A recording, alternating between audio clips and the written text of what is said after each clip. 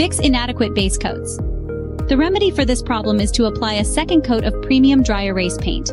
However, the wall must be sanded with 220 grit sandpaper because the surface will be slick. More economical. Premium dry erase paint that only requires one coat ends up costing you only half as much as long as you don't count your valuable time or cost of labor for that second coat. Save time. Having to deal with multiple coats of whiteboard paint also means having to spend at least twice as long to apply it to your walls. As we all already know, time is money. Work less. 2 or more coats of whiteboard paint being required not only means having to buy more paint and taking twice as long to apply it, but also having to work twice as hard. Call us at 800-936-2159 and speak with a friendly coating specialist.